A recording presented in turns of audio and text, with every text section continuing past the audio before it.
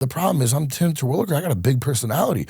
So I'm in lockup with these 3 degenerates in a courthouse like, yo, you're the pot king? I'm like, what? You're the pot king we heard about? I'm like, I don't know about all that, bro. Like, apparently that was a reputation I had, right?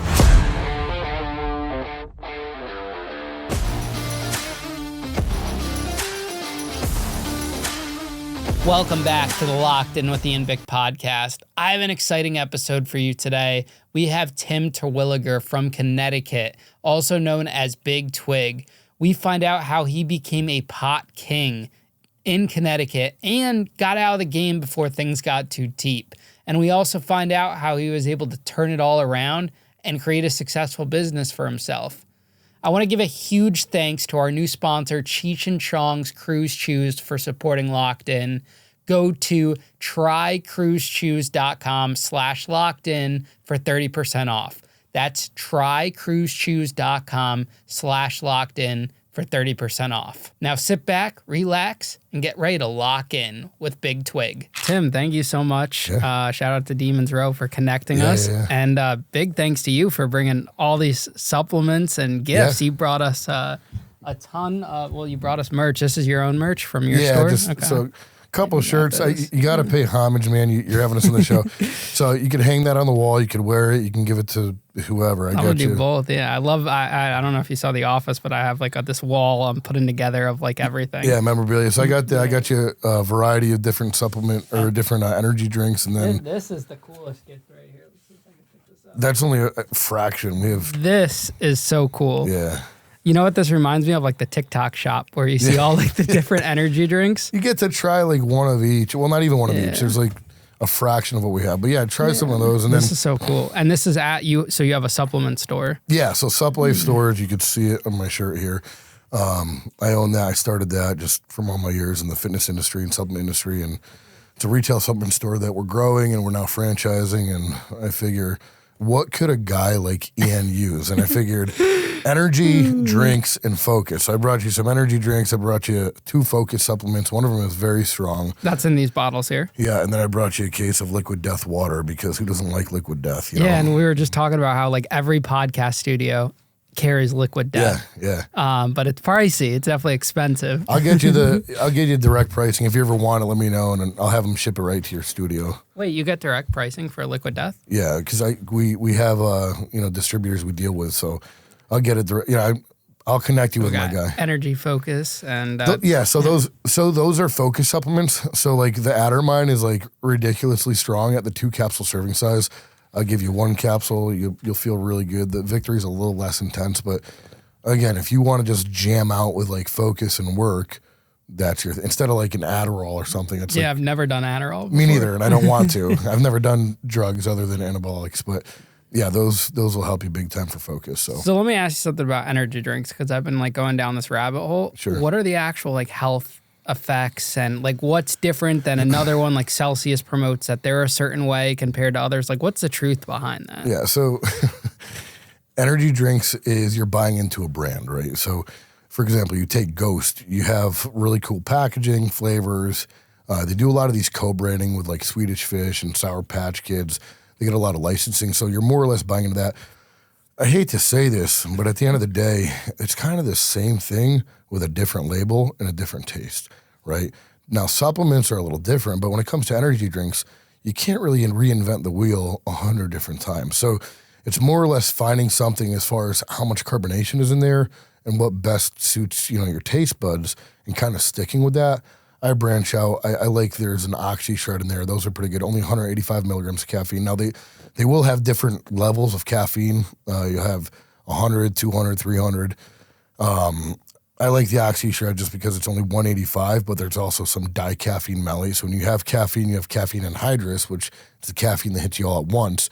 And then you have the dicaffeine malate, which is the time-release caffeine. So let's just say you have 400 milligrams caffeine total. You get, let's say, 250 of caffeine anhydrous, and then 150 of dicaffeine malate. You'll have that time release that kind of carries you through, and that 250 anhydrous up front where you're like, ooh, this feels good. As opposed to if you had 400 up front, you're like, oh my God, I'm a crackhead. And then it kind of dies down pretty fast. So there are some differences when it comes to some of the stimulants in there, but at the end of the day, it's more or less just having the I guess, options to try which one fits you best. And they're not identically the same, but they're very similar. You know, I remember when I was, 14, 15, and Monster was a big thing, and I was collecting all my cans, and then I was so mad because my brother, like, kicked over this tower I made, my twin brother.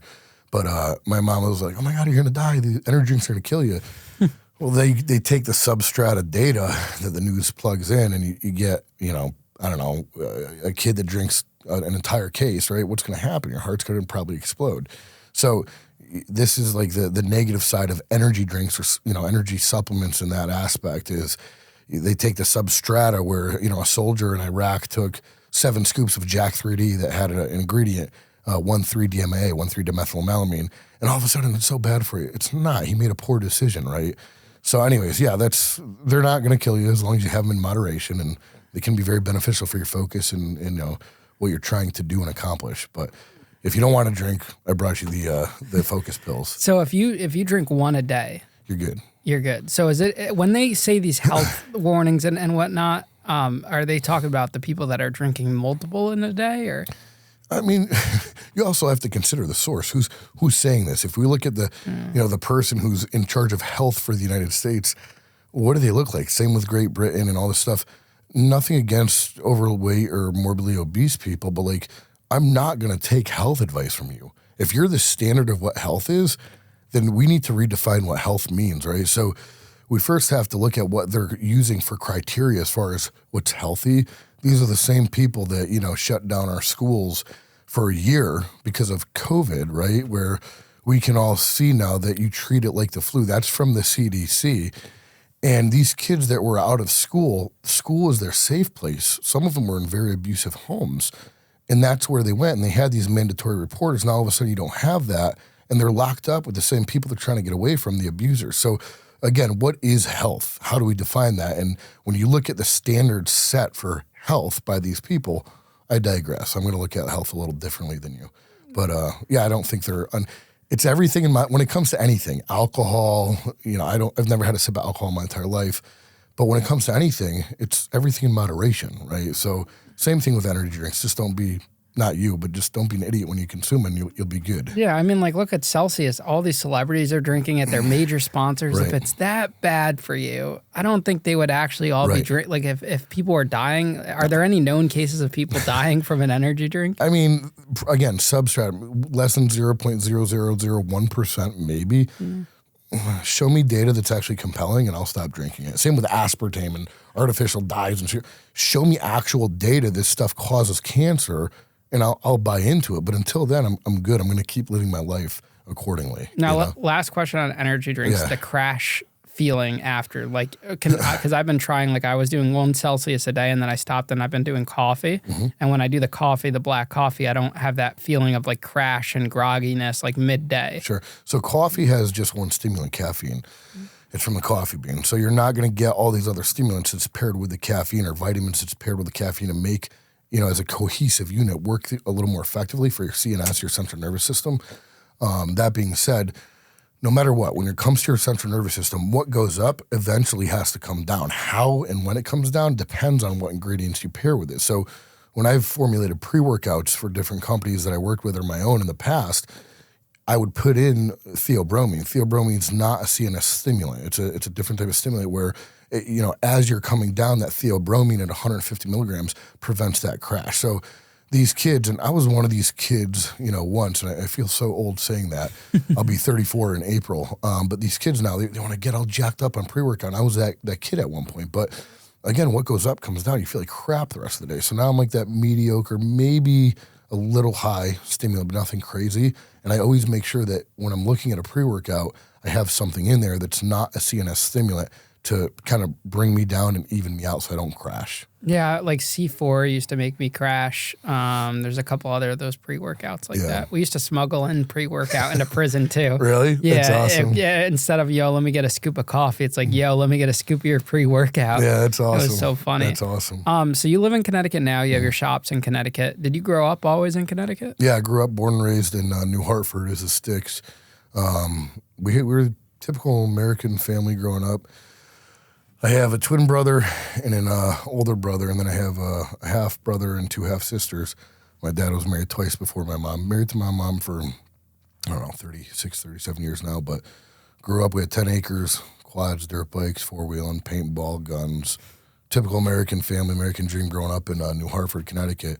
And, we fought and we made up and we went to church every Sunday and faith and family, that was it. There was times where it was tough, where we couldn't turn the heat on in the winter. My dad, I get my work ethic from him, but, there was times where we literally had to huddle around the wood stove because, it was either feed your children, feed your family, or put money in the fuel tank. And obviously you got to feed your family. So working construction as a small construction company in Connecticut during the winters, it's tough sometimes. And, we learned the value of hard work. When I was 12 years old, my dad's like, "Oh, you want that KX60?" I remember it was so sick, 1999. I almost bought one for my son. He's a little too young for a 60. I think he's got like 10 dirt bikes and quads now. But he's like, "You want that 60?" He's like, "Here's a wood splitter. Here's a chainsaw. You're going to cut wood, and I'll deliver it for you, but you're going to sell cords of wood."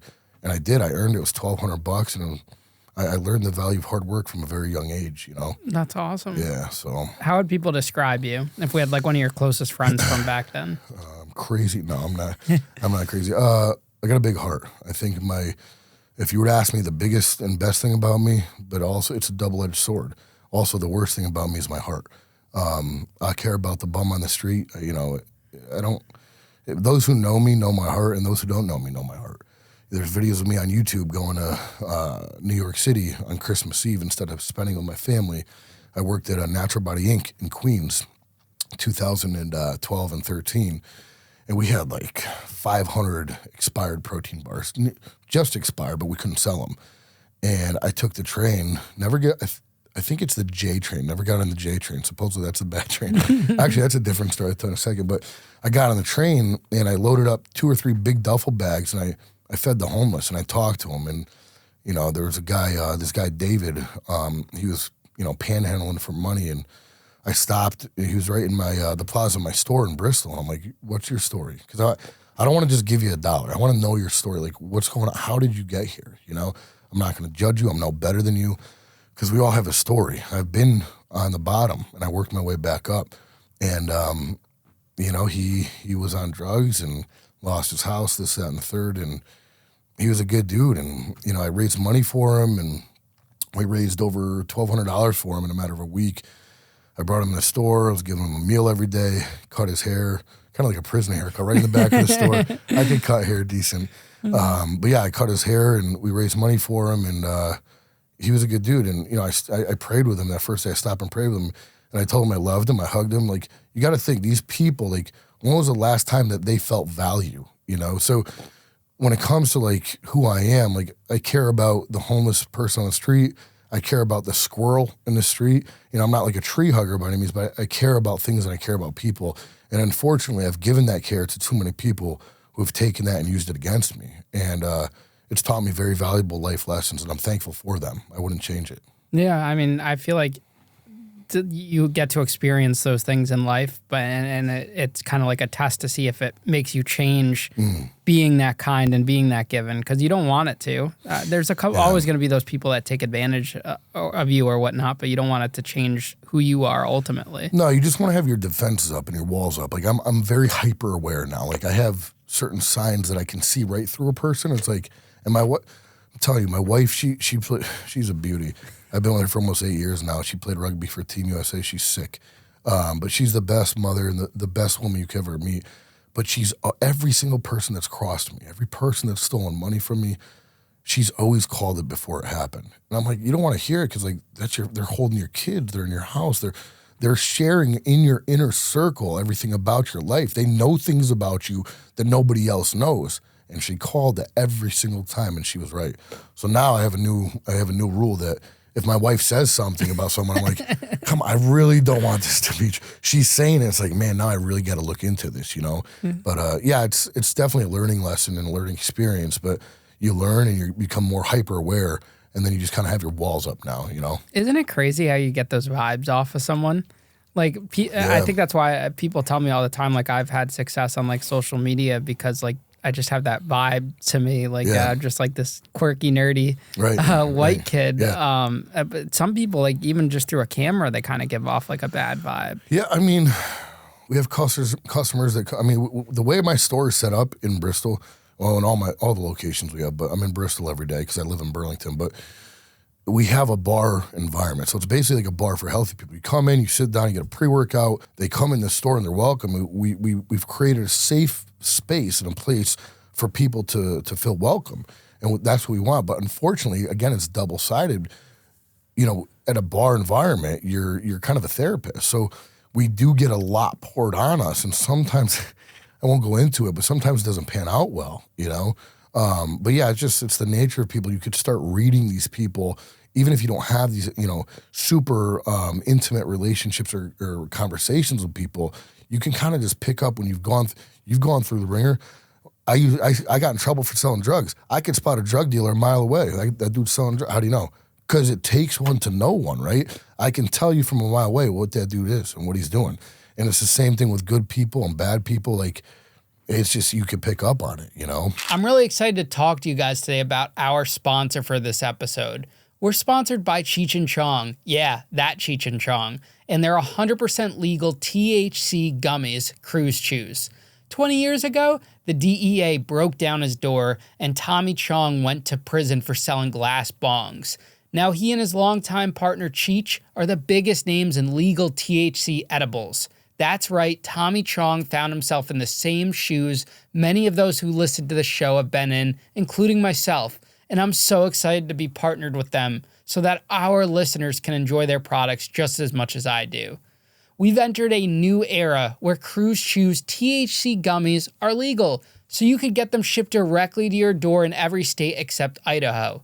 You've probably seen Cheech and Chong ads online, and if you haven't tried them already, you might be wondering if they live up to the hype. Trust me, they do. Guys, I've gotten to try these, and I have to say I love them. I just put a couple in my mouth before bed, and boom, I am knocked out for the night, feeling refreshed for the next day to record some more episodes for you guys. Now let's get into the details. They're 3 milligrams of THC each, and it didn't take long for them to do the job. Not only did I feel relaxed, but I had one of the best nights of sleep after my first time trying them, and I'm a huge advocate for using edibles to help relax, de-stress, and rest. And with how stressful my life is right now with all my businesses, I'm thankful to have Cheech and Chong's Cruise Chews to help me decompress after a long day. And it gets better. There are 30 gummies in a jar, and they taste great too. There's all different flavors. They're really small, and they're great. Give them a try. So if you're looking for something to help mellow you out, head to trycruisechews.com/lockedin and get an extra 30% off their already low prices. That's trycruisechews.com/lockedin to get 30% off your order. I'll have the direct link in my bio for you guys for easy shopping. Enjoy Cruise Chews. And let's get back into my episode with Big Twig. Yeah. Did you develop a passion for fitness and supplements and everything as a kid? Well, we've always been athletic. I say we, me, my brothers. My older brother's a 1,000-point scorer in basketball. My twin brother, Brian, we're really good at soccer and basketball. When I was 14, we'd play one-on-one in the driveway all the time. And every single time he would beat me, and it pissed me off because like he wouldn't just beat me. He'd beat me. It'd be 14-1, and I couldn't score. And I've always been like, you know, the muscular one. I would get so mad and I couldn't hit him. So I'd take the ball, I'd kick it as hard as I could. I'd run inside crying. It really pissed me off. But, you know, because we're twins, we were smaller kind of growing up, right? We're fraternal, and sometimes we got picked on. It really pissed me off. So I think I used that and I channeled it where Brian's a little more quiet and reserved. That's my twin brother. I'm out there. I'm kind of eccentric, and it's just who I am. I got a big personality. And I started working on my parents' basement at 16 years old. And I got into it. Once I got into it, that was my thing. You know, there was a documentary done on me in 2012, and, you know, they asked my father, they said, you know, do you support what Tim does with like bodybuilding, lifting? He goes, yeah, I mean, how could I not? His brothers had basketball. You know, my older brother's a rapper. He's actually a white kid that's nasty at rapping, but you know, we all have our own things. My thing has been lifting and fitness, and the one thing about me, going back to my heart, like I love helping people. If I see your car broken down on the side of the road, I'm gonna stop and help you. Like it's just who I am. So I'm able to use my passion and able to help people. And I was talking to Selda. She's one of my very close friends and does all my videography and media. I was talking to Selda on the way up here. I had my company out in New York recently, about a month and a half ago, hit me up, and they've been persistently calling me, trying to get me to sell Sup Life, my business. And they're like, we have buyers ready to buy between 15 and 20 million. I'm like, that's great, Not that that's not a lot of money, because it is, but okay, I sell. What am I going to do with that money? Get a couple Airbnbs, start another business, but where's my purpose, right? There has to be something beyond money that drives us, right? I don't want to do that. Yeah, if we're talking a lot more money, maybe I could reinvent my purpose, but my purpose is helping people, and I'm able to use that through the passion, which is working out in fitness. So, yeah, I just developed that at a young age, I guess 16 years old, and I just rolled with it. I've been at it for 18 years now. Wow, that's incredible. So did you ever go to college or get into schooling at all? I graduated high school 2008 and Northwestern Regional 7, and went to a semester of college. I'm like, I'm not doing this. I was working at Dunkin' Donuts, and I joined the Marine Corps. Dropped out the second semester. March 23rd, I went to boot camp 2009, Parris Island. And the day my platoon graduated in June, I actually got sent home with MRSA. It was my 17th time having staph infection. It was in my nose. Wait, 17? Yeah, man. For 2 years, I battled with it on and off. I got it from freaking dirty wrestling match in Hartford. So I had it. Shit. There were 7 kids that got impetigo. I got MRSA. Go figure. The impetigo was, they had it and then it was good. Every other month for 2 years, I had MRSA. And there was only 2 or 3 antibiotics, Augmentin. There's 1 or 2 more that could treat it, and then your body would get immune to that. That's why it was called the super virus or super bug at the time. It was a bacteria. So I was at bay for like 6-7 months. I joined the Marine Corps with a waiver. I'm good. I got in. I came back on the rifle range, and I'm like, I'm going to hide this. Well, you can only hide it long enough. It took over my whole face, and the general was like, yo. I'm like, yeah, sir, this recruit is fine, sir. He's like, nah, you're not fine. I got sent to recruit separation platoon, and it was tough, man. I struggled with that for like 2-3 years. I tried getting back in. I wrote generals. Like, if I want something in life, I'm going to find a way to get it. You're not going to tell me no. And this is where it's been a tug of war between like Tim versus God, because I'm huge with my faith. So sometimes what Tim wants isn't what God wants in my life. And it's like I've had this tug of war. So finally I gave it up. I got married. I have an ex-wife. I got married at a young age, 22. And about a year, probably a couple months after I gave up that hopes, the Marine Corps called me like, hey, you want to join? I'm like, dude, you're too late. So I gave that up. But in that process, I went back to Tungus Community College, and I got a pointless associate's degree. I think college is the biggest scam, just like insurance, unless you need it for a specific field like the medical field or something like that. But you do not need college to make it in this life. And I don't have a college degree, but I have people with college degrees that work for. I have an associate's, but I don't have anything beyond that. So why the military? Was it something that you wanted personally, or were you inspired by something? September 11th happened. I remember writing a note, and now we know that our government did that.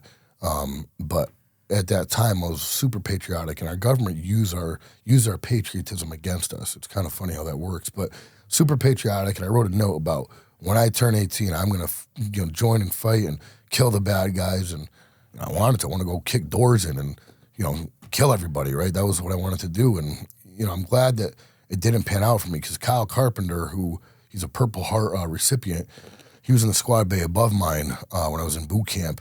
And he jumped on a grenade. He got all banged up, almost died, saved a bunch of Marines' lives. But looking back on it, I'm still in touch with some of my drill instructors, some of my boys I was in boot camp with. God had a different plan for me, but my desire was to kill the bad guys. Are they the bad guys, or did we create them? I'm not saying they don't do evil things, but like we need to now at 34 focus on our own country. But yeah, I wanted to be in the military, the Marine Corps for 4 years. Get out, become a state trooper, get out, and then work for the DEA. That is ironic. My life went the opposite way, and it's all good. I'm happy for it, Kyle's story went like super viral a few years back, I think, right? I remember seeing a story all over social media. Who's? Kyle Carpenter. Yeah, that name sounds really familiar. Yeah, no, it was huge, and think about it. You get a grenade tossed your way, and you're with a bunch of your brothers, and what do? Your instinct is to jump on that. Like, that's instinct. That's something that, like, you don't just.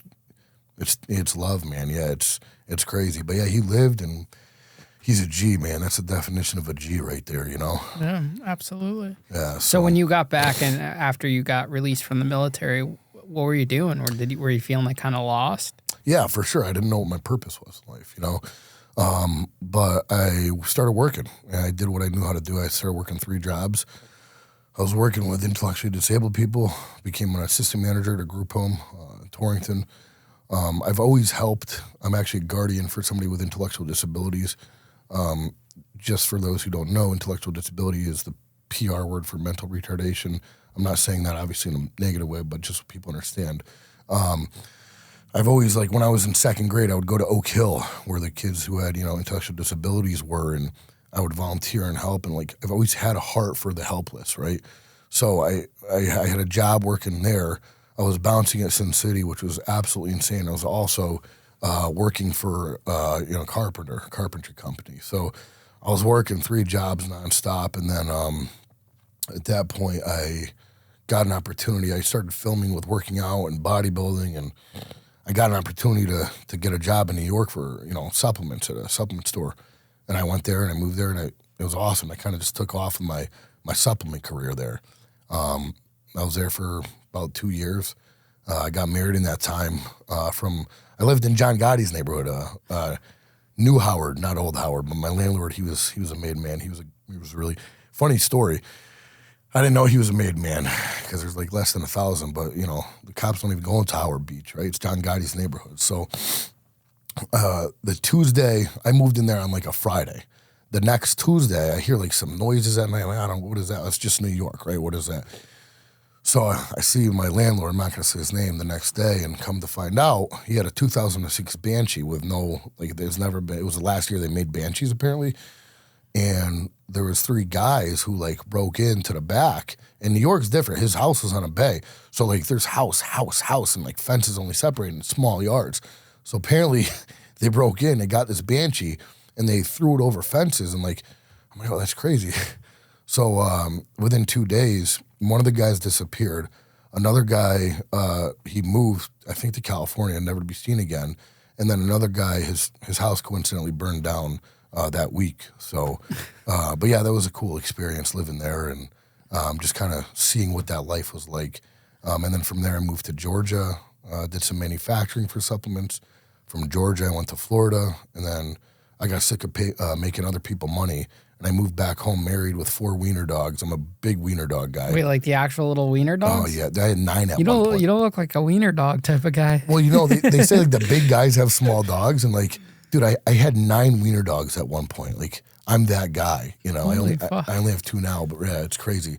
But I moved back in with my parents, married at 24 with 4 wiener dogs, and I started my business. So, yeah. Oh, that is too funny. Yeah. Why wiener dogs? I don't know, man. It's just like, it's like, if you would ask me the type of girl, like, I'm a blonde. Like, my wife is like dirty blonde, right? Like, you just have a type. Like, that's just my type. I love dogs in general. If you don't like dogs, I don't know if I trust you, right? But if you're a cat person, it's a little weird, but, we won't talk about that. But, like, wiener dogs is my thing, dude. I just love wiener dogs, They're annoying. They have problems, but I'm just a wiener dog guy, Are they actually called wiener dogs? Yeah, I got one with a Tommy gun on my arm right here with a hat and like a 1932 Ford. Shout out to all the wiener dogs in the world. And the wiener dog owners. A bunch of weirdos, too. But yeah. So why did you go to Georgia and Florida? Is that just where the supplement career took you? Yeah, better opportunities. And I always want to better myself. Like, I have an entrepreneurial mind, as I'm sure you do too, with what you're doing here. And, my dad always asked me when it came to like lifting, like, and my mom, like, when's enough?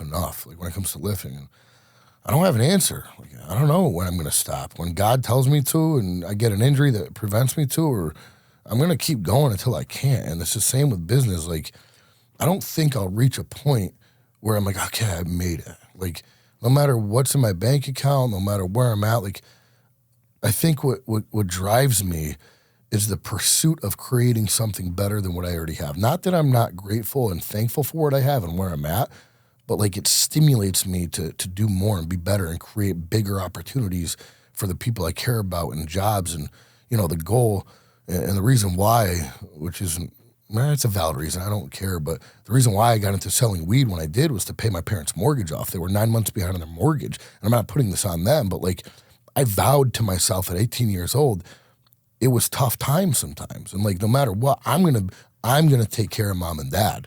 And thankfully my mom and dad are still here.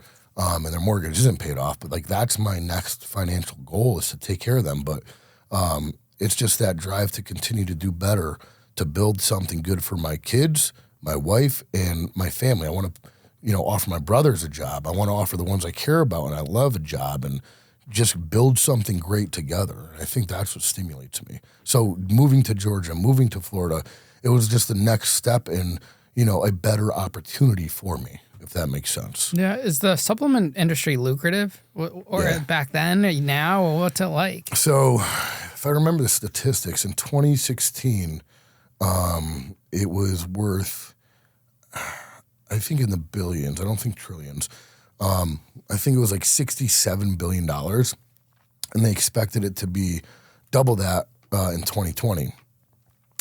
In 2020, it was supposed to be like 127 billion or something like that, but because COVID, like some weird things happened, but it blew that out the water. I don't even know where it's at today in 2024.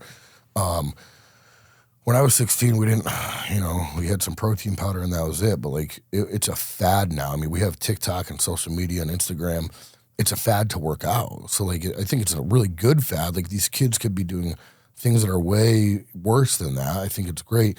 But with this social media and being glued to our phones comes this idea of like wanting to do and be who your icon is, Chris Bumstead. And I mean, mine was always Ronnie Coleman. Yeah, buddy. I wanted to be the sick jack, ripped, nasty dude. And like, I'll never be Ronnie, obviously, but like, that's who you aspire to be. So if Ronnie's telling me, hey, take this pre-workout and do this and do that, I'm going to probably take it, right? Especially if I'm a 16-year-old kid. So I think because of that, it's exploded because these kids at a very young age are kind of getting into the supplement industry. And obviously, people in the 30s and 40s are taking it. So there's a lot of money in it. And if you do things right and do things the right way, you can make good money in it, for sure. Did you go out to like California and go to like Muscle Beach and do all that growing up? I got pictures. I got pictures of me training at Muscle Beach and, foreign people from like different countries stopping. Oh, take a picture. I'm a nobody, but yeah, sure, take a picture with me, bro. But yeah, I went, the Olympia, Arnold's. Like I've been all the expos, and yeah, it's cool. It's a weird industry. The reason I stopped bodybuilding, if you want to be a professional, number one, you can't just do 20 weeks at a time and prep for a show. It has to be 52 weeks out of the year, and like I'm so busy, like I don't have 52 weeks, right? That's number one. Number two, the amount of time and effort you put in, it's a very, very selfish thing. I have a wife, I have kids, I have business. Like they need my time and energy. And like when I competed for my last show, the Amateur Olympia it was November 1st, 2023, it was in Florida. I was the only dad there that took their kids, and this isn't a brag or anything, but like that took their kids trick-or-treating. And I'm like, that's insane to me. And I get it. It's a huge show. We've competed, we've prepped for this all, for at least 20 weeks, if not longer. But like, I'm not going to let my kids suffer and miss out just because I'm being selfish. There's that. There's the health aspect. And then when you do become a pro, you have to pay to earn and keep your pro status. Now, if you compete and you win shows, you may win some money or get some sponsors. But like, I'm looking at these people who are pros and I'm like, I'm already doing way better in life. Like, it was a goal for me. And I'm not saying like, it's an easy thing. It's not. It's hard to become an IFBB pro in any aspect. But I just realized that like 33, I'm like, I'm good. Like this isn't a goal of mine anymore. I mean, when I was 21, I sat down and wrote a list of life goals, and the third one on my list was bench press 400 pounds, and I think I accomplished that a few months later. But one of them, I think number 6, would become an IFBB pro. I'm okay with not achieving that goal because it's a very selfish goal. Yeah, so. Yeah, we just had someone on recently that was into body lifting or something back in the day, and they said there's not much money in that aspect of the business. Oh, there's not. You have to pay, like I'm not going to talk bad about it because like It is like a, an elite organization, but like, you're not going to look at like even USA Rugby, right? Like, there's not a lot of money in it, but at least my wife was getting paid to be a professional athlete. You have to pay to be a professional athlete, and you're taking years off your life. You may not see it now, but eventually down the road, with the amount of anabolics you have to run, like, it's just not worth it. I want to be here for my kids and my grandkids. Like, I'm good. So, like, I'm on a low dose of testosterone now, 200 milligrams a week, TRT, with a little bit of HGH. I feel good. I'm happy. I'm nice and fat. I eat my pizza every day. Wait, you eat pizza every day? Well, I do it like 5 days a week. I love pizza. I actually did a food challenge with Badlands Booker. He Chugs. They call him Chugs. He's got like 4.5 million subscribers. We went to my boy's spot in Southington, Nana's pizza challenge. It was like a big pizza. It's on YouTube. Anyways, it was like a 30-inch pie. We had 20 minutes or less to eat it. And it was like right after my bodybuilding show. So I could eat anything. We crushed the challenge. And ever since then, I'm just like, I've always loved pizza, but like, I could eat pizza any time of the day. I could smash a large and keep going. I love pizza. You eat a whole large by yourself? I could smash a large, no problem. Easy. What kind of pizza do you get? Well, I had meat pizza, do cheese, like whatever. I love pizza. I don't like seafood though. So do you feel like if you're actively working out, it's okay to eat that kind of stuff? It's relative. You have to make sure your caloric expenditure is equal to or higher than your caloric intake. So it's also not healthy to continually eat like fats, right? It has to be monitored. That's why I say everything in moderation. But I'm pretty healthy. I monitor my health, my blood pressure. I take my daily dose of vitamins, and I stay pretty healthy. So as long as you're monitoring things and everything's in range, you're good. Yeah. So if you're having so much success at that time in the supplement industry, how does it kind of go south for you? Well, I built this supplement company, TLM Research, in 2014. I had a partner. I'm not going to name him just out of respect for him. It was good. But just like any business, man, it's tough, right? So you go from having 2 products and 2 flavors of each product. So we'll call it 4 SKUs. You know what's crazy about business, bro? When you start a business, you would think that all your boys that take pre-workouts and take supplements, they'd be your first customers lined up. Not one of my friends, not one of my boys supported me. What's up? Where are you? Because I would give the last shirt on my back to you if you needed it, but you can't support me in my business. I'm good. You're not a friend. You're not my boy. And I learned, you learn a lot who your friends are. But anyways, you have to continue expanding. So like, if I could get anybody advice now that wants to start a supplement company, 1, I'd say don't do it. It's very competitive. But 2, if you're going to do it, go direct to consumer and utilize Amazon. I went wholesale. I called, 100 stores a day, and 97 of them would hang up on me, and I'd follow up with emails and samples, and 3 of them would say, okay, send me a product, and I'd land one of them, right? So it was hard, but I got into over 500 accounts. I was in 9 different countries, and I was doing pretty well. But the problem is you have to continue growing new flavors, new products. We had 15 different products, and we're doing good, but I'm a nobody, right? I don't have all this financial backing. I'm just trying to make it. And in the interim, my parents were falling behind on their mortgage, and I made that vow. So my buddy's like, yo, my cousin's got a farm out west. Like, if you want to sell some weed, like, I can get some to you. I'm like, well, I'm a salesman. I could sell sand to the beach and, glasses to a blind man. I'm good. I can sell anything. Now, I've never smoked weed. I've been around it maybe once. I'm not a criminal. I don't know how to do any of this stuff, right? That Saturday, I get a package on my porch. I bring it. I'm like, oh, what is this? I forgot that it was even coming. I'm like, oh my gosh, what is this? Like, I don't know, indoors, outdoor. I don't know what weed's even supposed to look like or feel like. It took me 2 months to sell 5 pounds. But eventually you kind of get blinded because, year 1 with the supplements, it was 90,000, year 2, 150, year 3, 450, year 4, I think it was 650. And then all of a sudden, but that money, I'm barely paying my bills. That money's going back into the business, right? So I'm like, you have this opportunity to help out your family. I'm going to take it. It's just weed. It's not heroin. It's not coke. It's not narcotics, right? And weed's kind of starting to get legal across the country. 2015, a year or 2, maybe 3 years after. I forget when I started. But eventually, 5 pounds in 2 months turned into like 400 pounds a month. And 400. Yeah. And I was, we were the biggest in the northwest corner. And that's the other thing. We lived in white Hickville, right? Like nothing happened. So when you're driving around in a GTR and, you know, you got a Porsche 911, I didn't have the Porsche, my partner did. It's like people start looking at you, you know what I mean? And, oh, supplements must be doing, yeah, supplements are killing it, bro, you know? So you see the money coming in, but we weren't making a crazy amount of money because if you're only making $100 on a pound and you're just flipping volume 10 pounds at a time, you know, it's $1,000. You split it, each make $500. It's a decent day. There's days we'd make 500. There's days we make it 10,000, right? But that would too go back into the product. So, you know, you get better discounts when you buy volume. So what happened was you see this money coming in. It's like cash. And it's like, oh, this is easy. And it's only weed.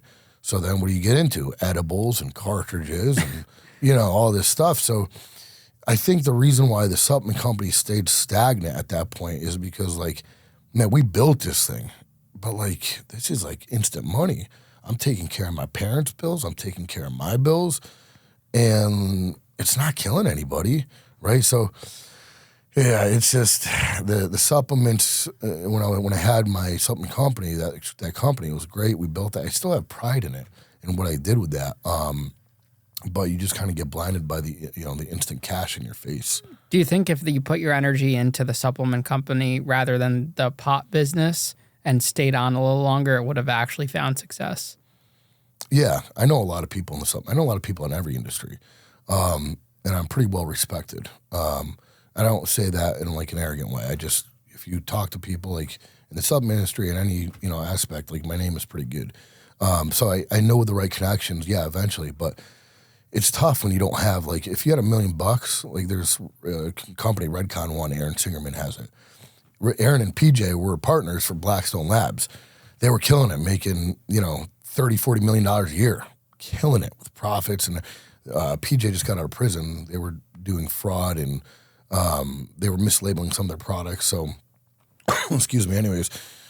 He was in Connecticut, right? Yeah, Danbury, actually. Yeah, someone connected me to. He's in Florida now. Yeah, so I think he's supposed to come on the show at some point. Yeah, so funny story.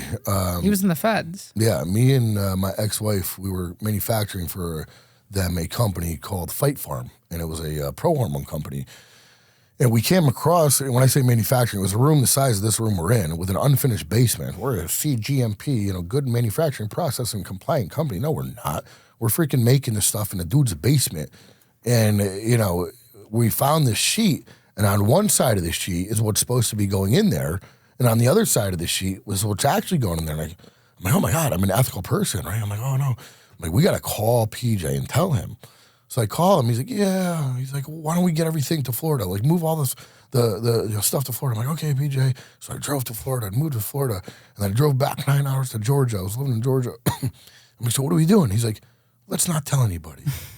I'm like, well, I can go figure. A few years later, they get in trouble for the same thing. So anyways, Aaron's father was the CFO of Blackstone. And Aaron, PJ was one of my idols. There's a picture of him in it was like a green, like Hulk look at them. Like, dude, that dude is jacked. He's from Connecticut. I want to be like him. So he was one of my idols at the time when he was bodybuilding. Yeah, Aaron kind of screwed PJ and I. This is probably second or third hand information, so I'm not going to stamp this as fact. But Aaron's dad was a CFO before he passed away of Blackstone Labs, and supposedly the way that Aaron got the money to start Redcon One, which is now every GNC and a very big brand, was he funneled money out of Blackstone and started Redcon. And we have Redcon One, and he's got all this money. It's easy to start a business when you've already had one success with it, and two, you kind of have endless financial backing. Yeah. So I didn't have that with TLM Research. I didn't have endless financial. I'm just a kid from the sticks trying to make it, And would I have gotten there? Sure, maybe, but my life took the course that it took, and I made the decisions I made, and my focus was on that instant cash, and it got just convoluted. And it's just where my focus ended up. Yeah, you didn't seem like a flashy person growing up. So for you to go buying cars or whatever you bought, that was kind of out of your element. And it still is. I mean, I'm wearing $50 shoes and $20. I'm not like a flashy dude, man, Yeah. I call it my Walmarts. I'd buy Walmart shoes for $20. Like, I don't really care. But yeah, I wanted I love GTRs, and I'm like, I want to buy this. You're not going to tell me no. And I walked in, and I'm like, can I get there? So like, I put $20,000 on the table. I'm like, give me this car. Like, okay. And they made it work, right? So anyways, yeah, that was an expensive car. But yeah, I wasn't flashy, but like we had an apartment that we were renting, and we moved $500,000 worth of, drugs, edibles and cartridges and all that stuff, the marijuana. We never dealt with narcotics, which I'm thankful about, with those steroids. We moved that into there. So You'd probably be in jail right now. Yeah. So we had all this stuff in the apartment, but it's kind of like lower class apartment, and you got like 93 Corollas that got a missing headlight, and then you got like a GTR, it's a trap house. Yeah, dude. We didn't even have any furniture in there. We just had these containers, like 10 containers in there, and then it all came crashing down. How much does a pound of pot go for that you were buying? Nowadays, I don't know. I haven't. Back then, what did you buy it for? So, excuse me, when we bought bulk pricing, we would do probably 200 pounds or so, get a better discount. At one time? Yeah, 250 pounds. We were paying for like outdoor stuff like $700-800, indoor stuff $1,100-1,200, and then we'd flip it. Sometimes we make $100, sometimes we make $700-800 on a pound, but like normally it was in volume. So you could sell a pound for what? What's the retail, like $1,500 to $2,000? When we first started out, we were buying a pound for $3,000. $3,000? Yeah, we were buying it for $3,000, and we weren't breaking it down. We'd take that, flip it, and it's a business. You just, get your price down and put that money that you were making back into the business, and we were good at it. We were good at business. And it's funny, when I got in trouble in 2018, October 24th, and before everything was done and cleared with me, I was actually legally selling marijuana products in my store, Delta 9 gummies. It has THC, marijuana, substrates in it, and I'm like, this is just a crazy world we're living. You can drive a quarter mile down the street in Bristol, Connecticut, and walk into the dispensary and buy marijuana legally because they control it. But like what I did was wrong. But it's the same. I mean, if you and I wanted to start selling cigarettes, well, unless we do it the right way, we're going to get in trouble probably by the ATF because we're not paying taxes on the tobacco that we're selling to people, and we're doing it illegally. So it's about money. It's a system, man. The Delta 9s are how like celebrities are able to get away with like shipping gummies and whatnot because it's not actual. It's not weed, but like it has weed in it, and it's a legal limit like federally though. Like you could sell it federally. Yeah, so yeah, we have Delta 8s and 9s. Again, I've never done anything where like I've always liked to have a clear mind. I've never had a sip of alcohol. I've never smoked anything, nothing like that. But these customers come into my store and they love it, and it's apparently they taste good and they work well. And, have you ever seen like an aggressive pothead? No, they're all like, oh, thanks, man. Yeah, you never see them any angry. Yeah, they're not angry. Yeah, they're all like chill. So I mean, yeah, it's a crazy world. What does a brick of pot look like? I've never seen one. I might have pictures on my phone. Is it like saran wrapped? Or? It's triple. Yeah, actually. So it's funny when I was going through my divorce, I was living in Avon, Connecticut, and I actually have some buddies who are Avon police officers, but. I was cleaning 3 of my pistols, and I posted on Instagram the chorus, the lyrics of the chorus of "Shine Down 45." Now I'm staring down the barrel of a 45, swimming through the ashes of another life. Right. So this was supposedly a cryptic message for suicide. Right. So I posted these lyrics, and I posted a picture of the guns, and next thing you know, I mean, like 20 minutes later, I get like I'm like, what the frick? So like normally, I mean, I came strapped today. Me and Selda came strapped. I carry my gun everywhere. So normally I rack that thing, and I'm like, oh, who's it? So I'm like, oh, let me just look. So like I peek my head out. Dude, I'm lit up by 15 different freaking cops, fully kitted, red lasers. Like, keep your hands in the air. I'm like, oh, lift your shirt up. I'm like, don't shoot me. Like, what is happening here, right? So I'm like, they're like, walk to me. I'm like, okay, like, chill. So I walk out. They haven't like explained anything to me yet. Where's your guns? I'm like, what the freak do you mean? They're like, where are your guns? I'm like, well, I had 15 guns. I'm like, they're here, there, whatever. So they go in my house. They're tearing it apart.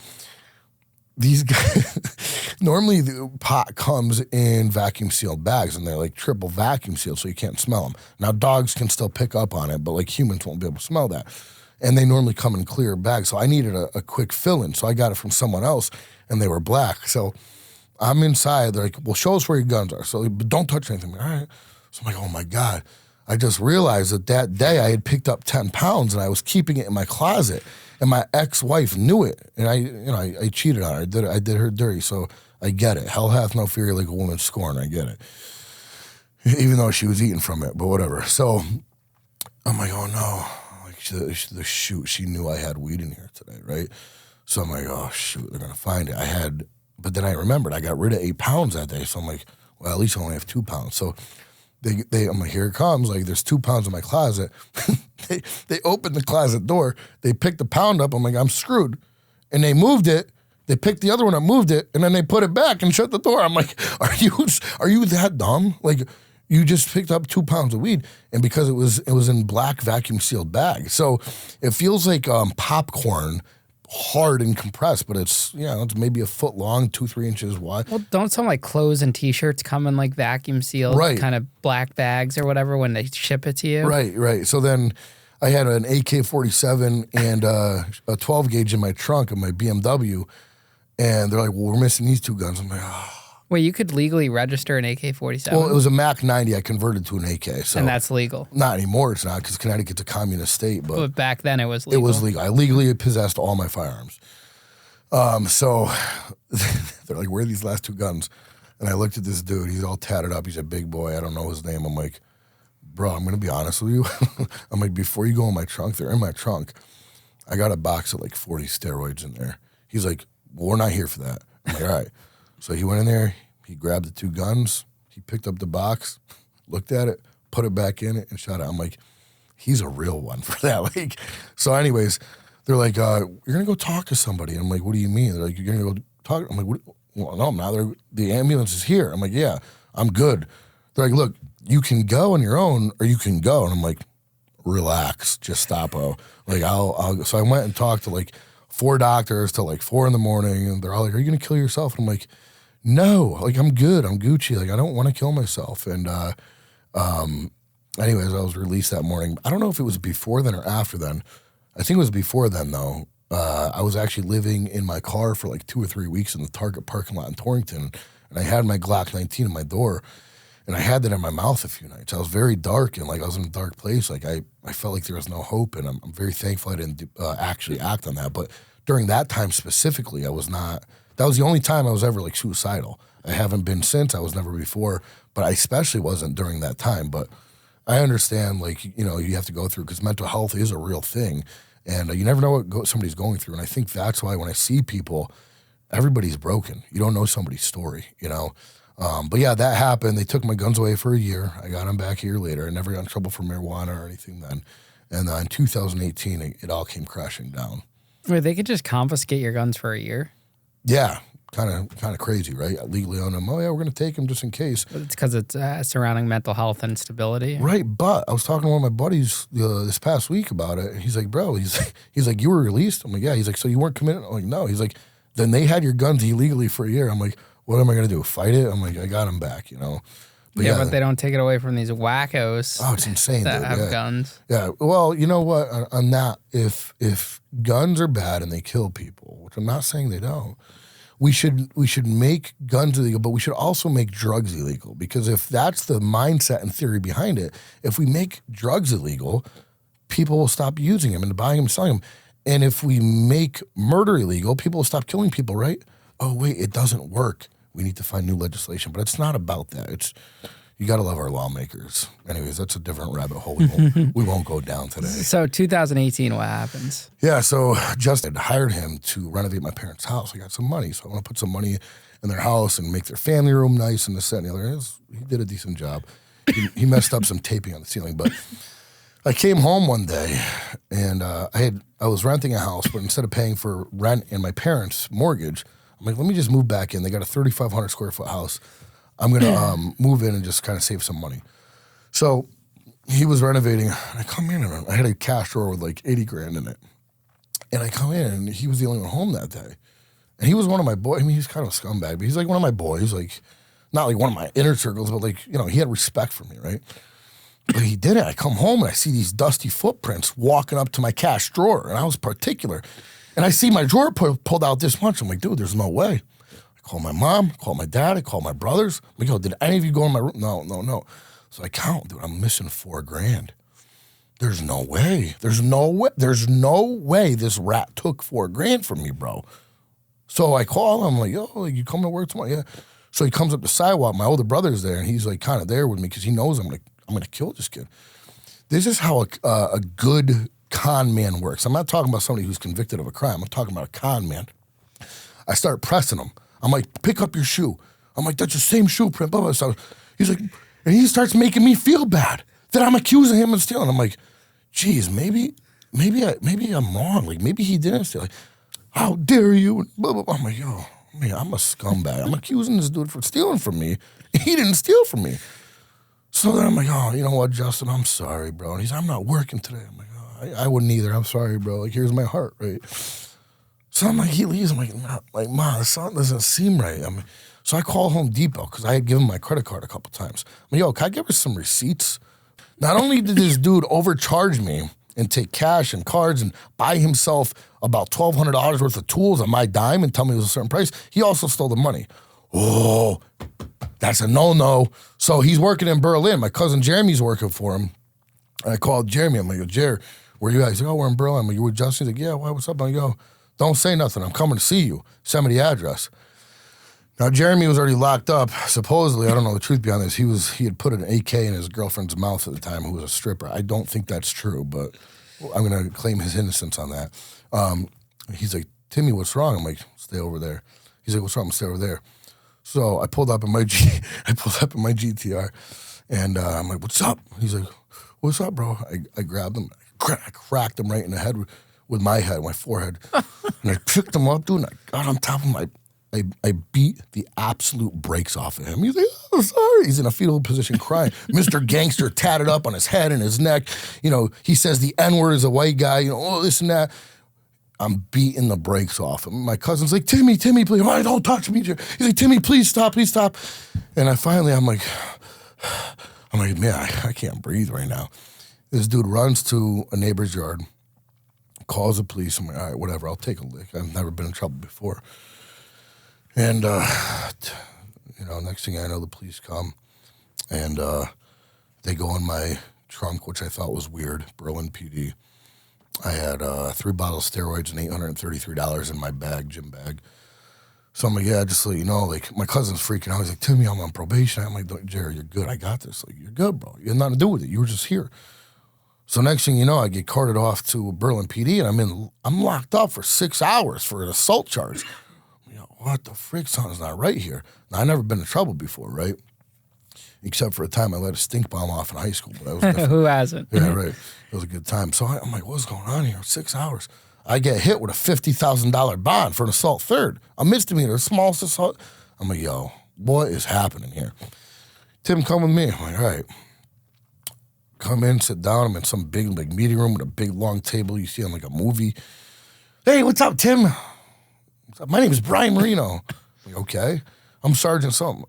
I'm like, okay. They're like, yeah, we're with statewide narcotics. I'm like, and like, you just melt, and I'm like, oh, God. Like, dude, you crawl into your skin. And like, dude, there's no way. Like, Justin told him everything. He told him my warehouse, where I keep my weed. He told him my parents' house, my apartment I had. And I'm like, oh. And they would have found it anyway. So I came and say, Justin, I'm actually thankful. He was part of God's plan in this coming to an end in my life, because I don't know how else it would have ended. But what's weird is 2 nights before this happened, I had a dream that this would happen, and it happened the exact same way. Not the beating up him part, but it was wild, man. So they're like, listen, we've been following you for 8 months.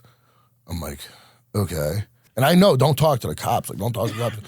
I'm like, okay. They're like, we got you on this, and this charge. I'm like, oh, boy. And I didn't know cops could lie at the time, but all the charges they told me they could get me on, they had me. There was a dude, I'm not going to say him, the motorcycle club, because I don't want to disrespect them, but I was working with a motorcycle club. I was never affiliated or anything like that. I had friends in it, and I would serve them this, that, and the other. But there was this dude who was an affiliate. He got kicked out. I don't know why, but he was an affiliate. And he wanted to order 50 pounds, didn't care the price. And I told my partner, do not do that deal. That's sketchy. There was another dude, this kid, Pat, from Waterbury, and Pat wanted 50 pounds. Now, we were trying to sell to Pat for a minute, and he didn't want it. His prices were better. It's kind of, we don't need your business, bro. It was like an ego thing. Next thing you know, how much, bro? He wanted it at $1,100 before. We were getting it at $1,100, the stuff he wanted. So I told him $1,350. Like, screw you. We're not selling you for $1,200. All right, bro. I'm like, why didn't he try and talk us down? So there was 2 or 3 big undercover buys that they had on us, along with one more. So anyways, long story short, I'm like, wow. They're like, we have detectives. They had a DEA officer attached to us. I don't know if it was statewide or federal. But we have guys outside your parents' house, outside your warehouse, and outside your apartment. I'm like, okay. He's like, wherever the drugs are, whoever's there, they're getting arrested. Sick. Now, I didn't know what was happening because after Justin called the police, I called my partner. I'm like, yo, move everything. I just beat Justin up. I don't know what's going to happen. I know he's a ratting. Move it. So he called his brother. He's like, yo, pick it up in a van and just drive. Don't answer my phone calls, just drive. So we don't even know where everything is. We got 2 days. We only had like 13 pounds left. 2 days before we re-upped. 2 days before. So we had 149 pounds on us. Crazy. 50 pounds of edibles, 4,000 THC cartridges. And we actually just got a shipment of Xanax in them because apparently Xanax was just starting to become big. Like they were mixing with fentanyl. So like if we can make a buck and it's controlled and we're actually helping people, like it was like our first shipment. I had 9,000 Xanax bars. I'm like, oh, this is great. So luckily we were able to move those that night after I got arrested. And, you know, one of my boys who was part of another motorcycle club came and picked them up. He was supposed to square up for him, you know, next week or whatever, but he ended up getting locked up and getting arrested for something else that happened. So I never saw that money. I lost a lot of money, and that's okay. So, what was the retail value of all that shit? $500,000. So if I cashed out, if we had cashed out, it would have been $500,000 our cost.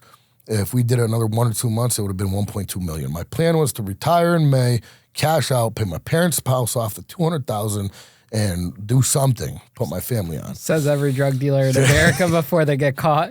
Right, and then it happens, bro, and you're like, wow, this is literally like the story. So anyways, long story short, they tell me all this they have, and so I'm like, yo, let me make a call. I have my buddy pick it up. Buddy. I didn't tell him who my partner was. Well, the police, they get paid 6 figures to do this full time. They're not dumb. They're 2 steps ahead of you, you know, and they've been on to me for 8 months apparently. You know, how could they not be? I'm driving a $100,000 car in a freaking Section 8 apartment. You know, I'm an idiot.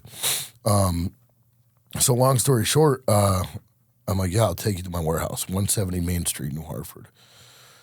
So I'm over there. I call my partner. I'm like, yo, listen. I'm like, they're like, put it on speaker. I'm like, hey, what's up? So-and-so. I'm like, you're on speaker. I'm like, just so you know, that box I told you to grab, I need you to bring it to me. I appreciate you doing me that favor. Don't worry, it has nothing to do with you. Wink, wink. Like, you can't really tell them because they're listening. I'm like, but I need you to bring everything to the warehouse. So he's like, all right. Mind you, we don't know where all the boxes are full of drugs. So we're at the warehouse. It's me and like 12 detectives. I'm like, this is awkward. Like, this is so freaking weird. So he shows up with this little shoebox of like 10 bottles of steroids. And they're getting pissed now. So he's like, that's all there was. I'm like, yo, I'm telling you, bro, like, you need to go grab the other, like, you're good. Like, just go grab it. Like, it's on me. Like, it's mine. I already told him what the deal was. I told him you were helping me out. Go grab it. Well, I didn't know that he didn't know where the stuff was. And he told his brother, don't answer the phone. So we don't know where luckily, we find the van. They bring the van to the warehouse. We get all of it, the edibles, the weed, the whole nine. I sign on the dotted line a statement that the police wrote. I didn't write anything. Basically says all this stuff is mine. So my partner at the time, he's good. Well, again, the police aren't stupid. So they do their homework, and, you know, he dealt more with the money than I did. I was like the PR guy, right? I'm kind of out in the public eye and whatever. So every time they talk to somebody and they flip somebody, because it's easy. If you don't want to get, you know, this sentence, we want the next guy. We want the next guy, right? They got me with that. But I'll get into that in a second. So they flipped all these kids that we were flipping 5-10 pounds to, but they never dealt with me. They dealt with my partner, right? So they all said his name. So this kid was fighting with his girlfriend that my partner was serving at the time. And since October, I could say this, October 24th, 2018, since that date, I've never sold a drug. I've never done anything legal. The only thing illegal I've done is maybe sped on the highway. Because I made a vow. My now wife was going to be, we just found out she was pregnant after that. I'm not doing this. I I got to do what I got to do to get through what I'm going through, but I'm not going back to that life. And I think they were betting that I would, but I didn't. So long story short, I'm like, look, we got to stop. He's like, he told me, I'm going to collect. We had a total of like $150,000 out in fronts. So he started collecting, people started flipping. They came, I was working, still doing the supplement company that I owned at the time. Next thing you know, he's like, hey, are you in the area? We're at the deli shop. We just want to talk to you about, the case and that. We have a possible suspect. I'm like, yeah, of course. They come in, freaking 15 dudes. I'm like, what the frick is this? Like, why is there 15 guys here if Brian just wanted to talk to me, Brian Marino? Well, next thing you know, he pulls out my partner's picture, puts it on the table, and my heart dropped because I already signed. And they're like, where's the warehouse? I'm like, what are you talking about? You're in it. He's like, we know he has 18 cars and this. I'm like, if he has 18 cars, you better get to him before I do because we're supposed to be 50-50. You know what I mean? Like, they're saying all these things and I'm starting to get pissed at them. So it's my word versus 15 cops.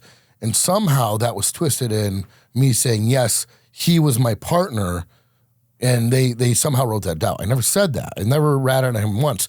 What I did was I signed the document, I signed a dotted line saying, I absorb all of this. This is all my drugs, right? Well, it doesn't help his case when they're flipping this, that, and the third, and they're only saying his name, not mine, because he dealt with all the money. They go to his house, and they say, hey, we're going to give you the same option we gave Tim. Talk to us, and we'll see what we can, make of this, or we're going to hem you up. And he said, suck my fat cock. So they arrested him and charged him with 4 counts of conspiracy, which is very hard to be a conspiracy charge. So anyways, back to me, I asked him, I said, what do you want from me? I don't know. I've never been in trouble before. And they're like, we don't want you. I'm like, well, you got me. So, who do you want? I'm the guy. There's nobody above me in this area. Well, they were following, the whole reason this happened, they were following, we had probably 4 or 5 farmers we dealt with. They were following 2 of these farmers. And they were following who they were dropping off to when they were coming around. One from Oregon, and the other one was from, I think, Colorado. So they would drive cross country and make these deliveries, and we were like their big stop. And then we would stop here, there, and break off 20, 30, whatever. But we were their big stop. So they're like, I'm not going to name them. We want this guy, we want this guy. I'm like, I didn't say it. I'm like, okay. They're like, well, we know you have a shipment coming in 7 days, and we know you have a shipment coming in 10 days. I'm like, wow, this is when I knew, like, these guys are good. Like, how did they know that, Maybe somebody flipped them. Like, I'm like, okay. They're like, so you need to let those come, and if you don't, you're looking at 15 years. And I'm like, oh my God. And these are state agents or federal? Well, they have it. So here's what scared me, right? They have a DEA officer assigned to it. So I didn't know if it was statewide or, right now I've been dealing with statewide narcotics, but I didn't know that every agency has a federal officer or federal agent assigned to it, and they use their powers. They wiped out 3 bank accounts, got over $200,000 in one day. Now, these don't ever, my brother's a police officer. He's a hero. He's saved lives. He's been in a shooting. He's been shot. Like, he's a G in Tulsa. And I have the utmost respect for police. So I get that they have to do their job. But I was lied to, man. I was lied to. Oh, we're going to walk you through. You're not going to even get any kind of charge. You'll be good. I got through when they called me in April for the official arrest to turn myself in with a $400,000 bond. A $400,000 bond for selling weed. When I get there at the courthouse, I have dudes that have sex assault 1 for raping somebody with $20,000. How are you going to come at me with a $400,000 bond for selling weed that your kids probably smoke?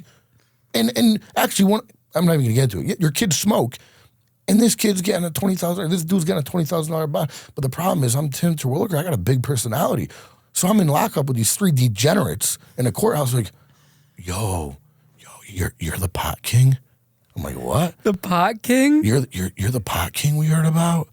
I'm like, I don't know about all that, bro. Like, apparently that was a reputation I had, right? So anyways. I love that name, Pot King. Yeah, it was crazy. These degenerate, like, rednecks, like, yeah, you're the pot king. I'm like, dude, put your freaking 2 teeth back in your head and don't talk to me. You know what I mean? So yeah, $400,000 bond. And what were the charges? I don't even remember them. There were 6 felonies. They took all my guns. I voluntarily surrendered them. They still won't give them back to me, even though I have my pistol permit now. My everything got nollied for me, but I have my pistol permit. They still won't give them back to me. The state still has my guns, even though I can buy, and I've bought guns and legally own them. But one of them was they're like, oh, just, it'll look better for you if you just give us everything for your firearms. I'm like, yeah, take it all. I don't know what to do. One of them was a felony of a high capacity magazine, a 30-round magazine for one of my ARs. I'm like, bro, like, I gave this to you. I didn't have to. And then he charged me a felony for it. Like, you guys are scumbags. But I get it, because they have to hit me with everything so that if I don't cooperate, or it doesn't go, if it goes to trial, they can stick something. In the sense of not cooperating, saying, F you, I'm not letting you use my warehouse. So anyways, I have video footage of when these guys came. Dude, it was like a movie. It was crazy. They had a helicopter for weed, bro. For weed. In a matter of 2 weeks, these guys got 430 pounds of weed. Wild. And now you can go buy it at a dispensary. Ooh, weed is so bad. It's crazy. Wait, so how do you end up clearing the case out? How long does it drag out for? Yeah, so 5.5 years. I've never had a sip of alcohol. I've never done drugs. And I get drug tested, piss tested twice a week for 3 years. I'm like, this is ridiculous. My partner, unfortunately, because of conspiracy, and he didn't stop. I haven't talked to him in probably 4 years, and we don't have any bad blood. He's very successful with his businesses. I'm not going to name his businesses. He's all legitimate as far as I know. I don't think he's done anything. But he got a year sentence, and he got out in 6 months. But that's because everybody who got locked up for the case or arrested, every single one of them said his name, because he always dealt with the money. So no matter what I said, and they told me, like, no matter what you say, like, we know you signed and said everything's yours, but we're not dumb. They won the bigger fish. Yeah, he got out in 6 months, but everything got nollied for me, and I can hang my hat high saying that, I got in trouble. I did what I did. I did it for my family. Did it got out of hand? Yeah, of course it did, but weed's legal now. I think it has very good benefits for people. I'm a libertarian. Do whatever you want. If you're gay, you're straight, you identify as whatever you want, just don't force it on me. Protect your pot plants with your AR-15s, your M60 machine guns, and don't let the government take it from you, right? But whatever, yeah, my number one priority is my family, my kids and my wife. And I'm thankful that, I had that experience. I did a lot of things I'm not proud of when it came to collecting money. There was a kid that owed me money for a long time, 11 months, $1,600. And I came in his house. He was living in his friend's house. And I said, everything in here is mine. You have 1 week to pay me. If you don't pay me, I'm coming back and it's going to be bad for you. He didn't pay me. I walked in the next, that day. And I pulled out my 38 snub nose and I put it right in his mouth. And he started crying. And I said, if I don't have my money by tomorrow, I'm going to have 50, I'm not going to name the motorcycle club, 50 you-know-what, come in here and burn this house down. And then he moved. I never seen him again. And, never paid you? Never paid me. So, dude, we lost $150,000 just on front. The cops took $147,000 out of my safe. They only reported $94,000. Where did the rest of that, where did the 40 grand go? I can't say anything, like, the cops were pretty cool, man. Like, they're, what's crazy about cops, and they do the same thing, but in the guise of the law. They have a badge, but they legally buy and sell drugs. Like, it's the same thing, but they do it with a badge. And I get it, but if we want to end the war on drugs, legalize everything. You're not going to have any crime anymore. It's going to go down. You're not going to have as much violence anymore. It's going to go down. But it's funny because they got over 1,000 bottles of steroids. They got 500 bottles of HGH. I'm like, look, can I just get like 2 bottles of test so I don't crash my levels? And they're no, but they're joking right in front of me about who's getting what with the different anabolics and Cialis and Viagra. I'm like, yo, this is so messed up. Like, but what am I going to say? It is what it is. It's part of the game. How much do you think you made over this whole operation? I don't know. It's hard to say. I was traveling, I was doing whatever I wanted, But the biggest thing, I took care of my family. I would help my now wife, whatever she needed. She went to Ireland and flew here and flew there. We were only dating at the time, so I took care of her, and I don't have regrets. I wish I got out before, obviously, it happened, but my parents are still in their home because of it. And you didn't end up in prison? No, I didn't end up in prison. That's what's crazy about the state versus federal system, because if this was a Fed charge, you would have done minimum 5 years. Minimum. Yeah. Minimum, yeah. And then the states have all these, diversion programs for first-time offenders. Like, it's crazy the disparity. Well, and it's so overpopulated for the dumbest crime. My wife and I had we had her Jeep stolen out of our driveway when we were living in Bristol in 2020, And they caught the 4 kids who stole them, 2 16-year-olds and 2 17-year-olds. These same kids have been convicted and caught numerous times stealing automobiles and having guns and drugs on them. Nothing happened. Nothing happened. That's crazy to me. I don't care if you're 16 or 17, but that's the state of Connecticut. If you're going to get caught selling drugs, Connecticut's one of the best states to do it in. If you're going to get caught doing crime, statewide, not federally, Connecticut's one of the best states to do it in, Do you think your mindset has changed regarding money? Yeah. Yep. What's your viewpoint on it now? I make probably more money now than I did then, and I value money, but it's just a tool. It's just a tool to use that and continue building my business legitimately, which I've done. And I can hang my hat proud on that. You got to remember when this happened, dude, I had negative $10,000 in my bank account. I was single, me and my girlfriend, my wife now, but we're broken up. Dude, I was at rock bottom. So I don't subscribe to this victim mentality of woe is me, must be nice. I am woe is me. I just came out on the other side because I refuse to accept that, oh no, I'm down and out and broke. I picked just like you get out, you pick yourself back up and you make the best you possibly can out of your life and you keep pushing. Every time you fail and you get knocked down, you get back up and you keep pushing forward. What else is there in life? You got to keep pushing forward. So I don't focus on money. Money, it's not like I'm rolling in the dough, but I don't focus on it. It's just I'll have my good months, my bad months, and it comes and goes. Yeah, you can always make more money. Right, dude, but time with my family is the most important thing with me. So as long as I'm focusing on that and I'm still able to manage everything, that's what I focus on. What's some advice you would have told your teenage self if you could have the adult version of you now go back in time and sit down with your teenage self? Don't get distracted. I think I was distracted a lot. And it's funny because it's a very common question you would ask somebody, and I don't think I've ever been asked that. And I would say don't get distracted. Stay focused on your goal and pursue that relentlessly. And don't let money, don't let girls, don't let anything get in the way. And, the rule of count to 5, I could have been, I was very impulsive, reacting with different decisions and emotions and stuff like that. But take a step back. Is this worth my time and energy? I'm good now, bro. I'm good. I don't. That's how you feel? Is that what you think I said? That's what you feel about me? Okay, I did. I'm good. You know what I mean? Don't get distracted by all the fuzz that's going to cause you, to divert and go off track.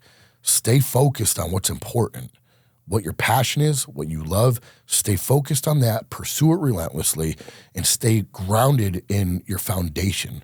Faith, family, and finances. Maybe you could throw a 4th F in there, in fitness, right? But stay focused on what's important in life. Don't let people or things live rent-free in your head.